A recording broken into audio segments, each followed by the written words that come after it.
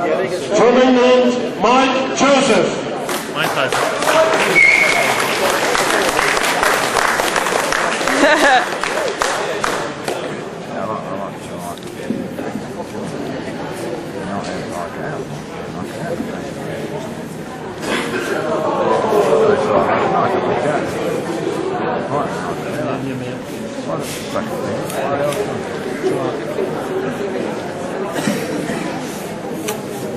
Thank you, gentlemen.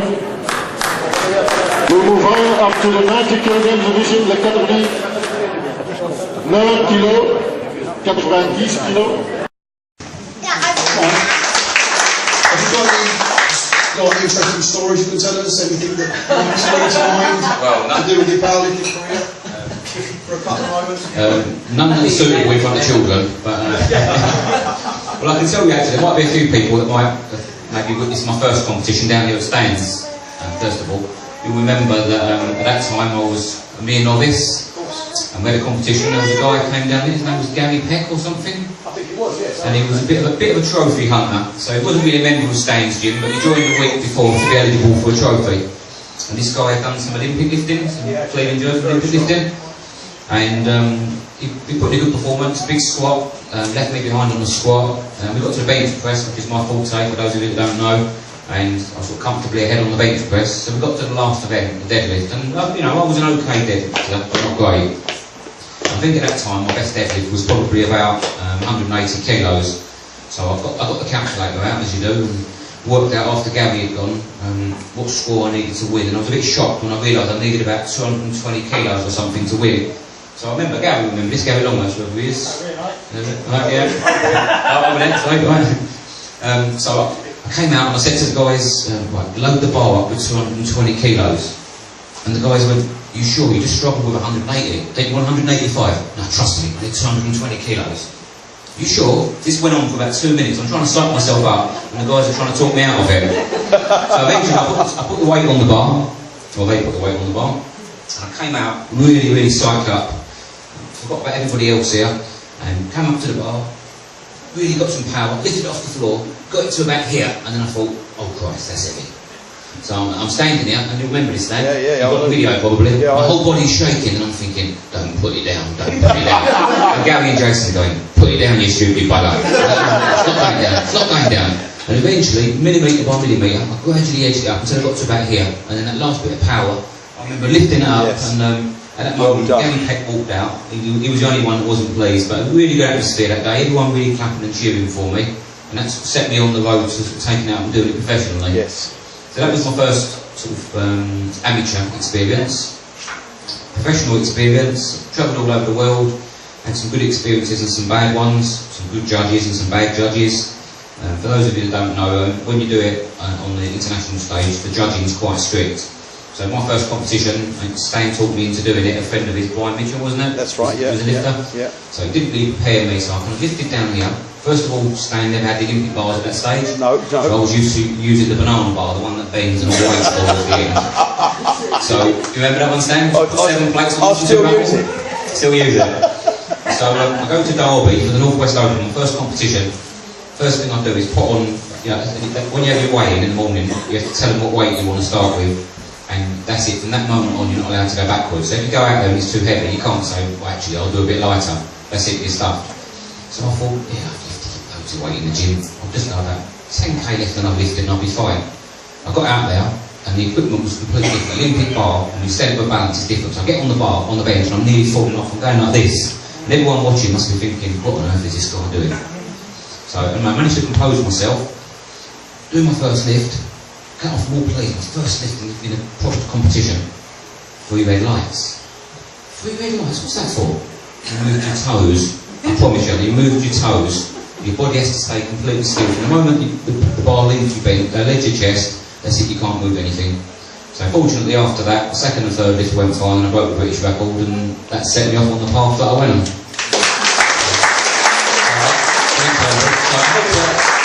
Anybody enjoyed Stan's competition? I hope maybe it's inspired a few. Mike, what happened with Europe? What happened with Europe? What happened with Europe? Then what about the world record you took? Come on. The world record, which one?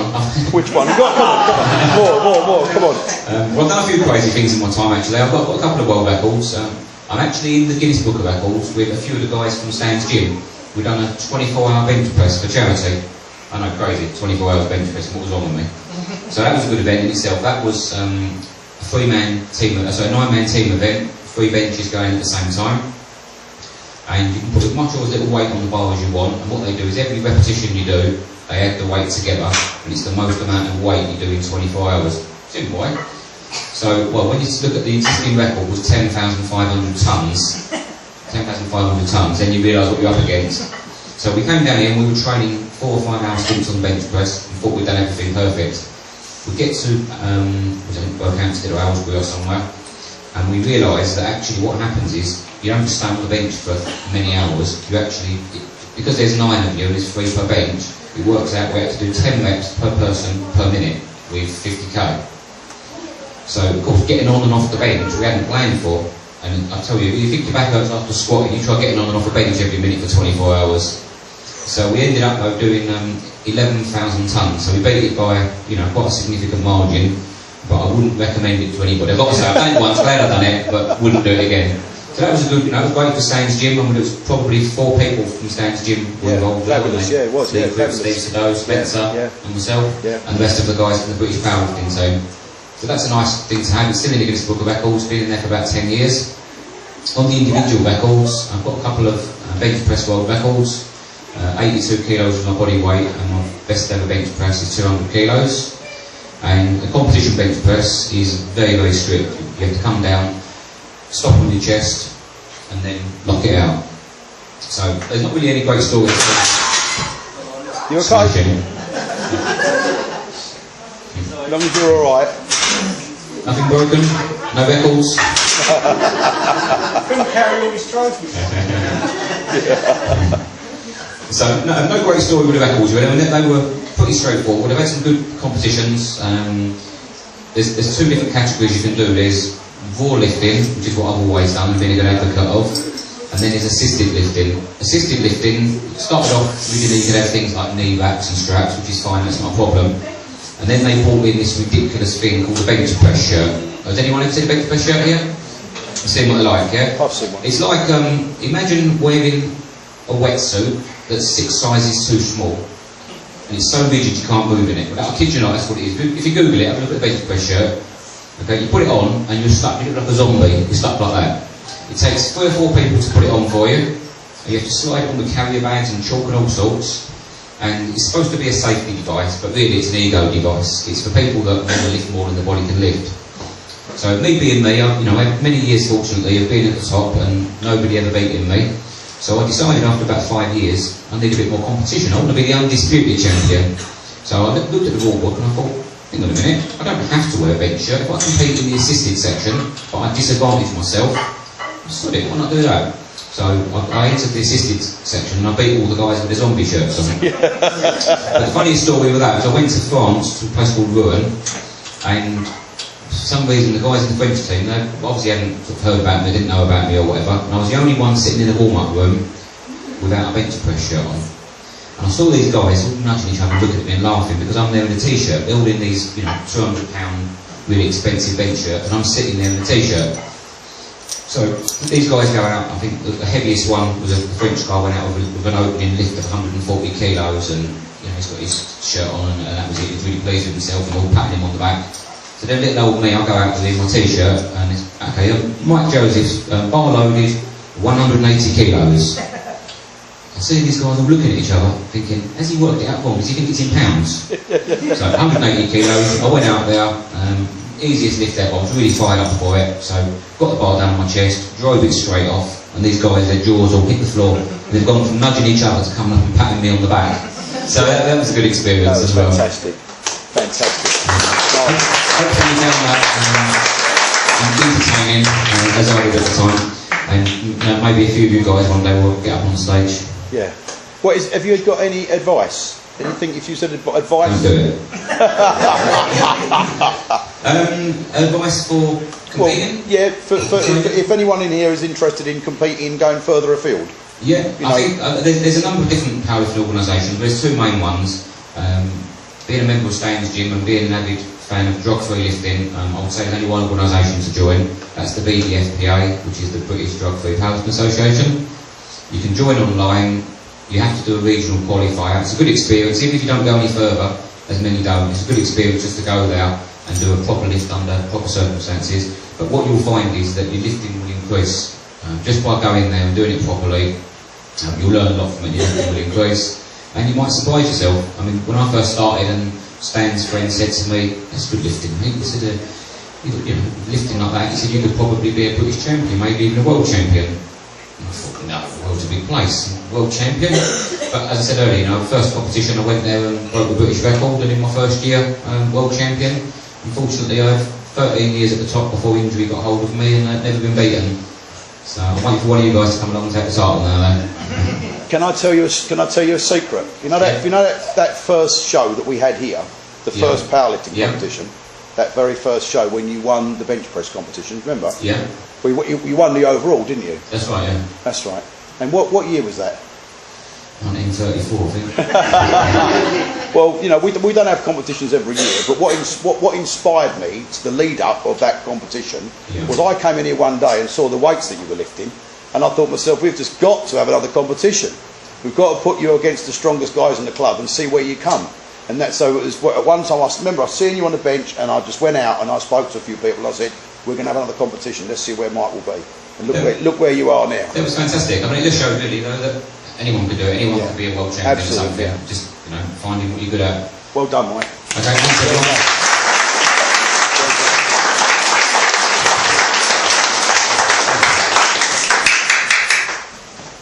Well, I want to thank you all for coming. It's been a fantastic day. I believe that the barbecue is probably still available. If anybody is still hungry, I've got thumbs up at the back. Record, that's it. Yeah, come on, sorry, let's go.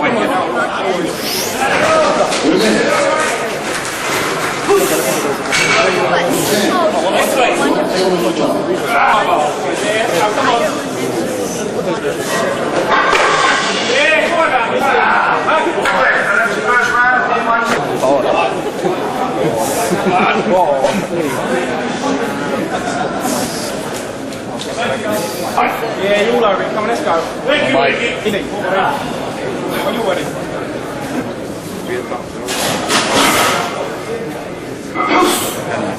Let's go.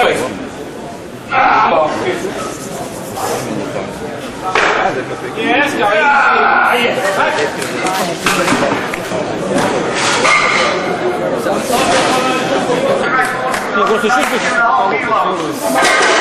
Yeah, come on. Let's get behind him. Easy. Come on, mate. Right. So easy. Come on. Right up. Come on. Come on, mate. Come on, Mike. Nothing on the bar. Yes, please. Come on. Come on. Come on. Come on, Mike. Yes.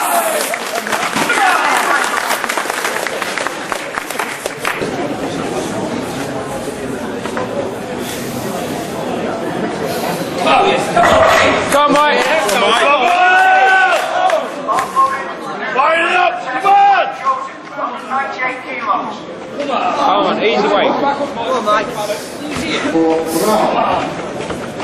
Blow it up. Come on. Come on, last this. Come on, Mike. Let's go, please. Come on. Come on. Yeah, here we go. Come on, Mike bar. Cheers. Wow. Go! Come on! Yes! Come on, Mike. Let's go, please. My ball.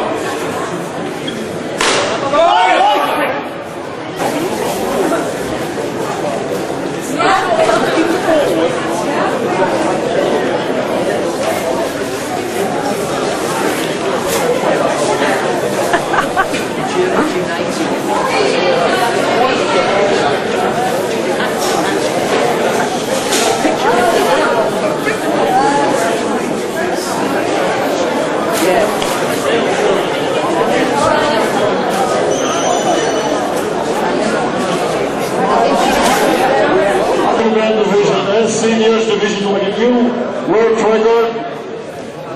From England, Mike Joseph.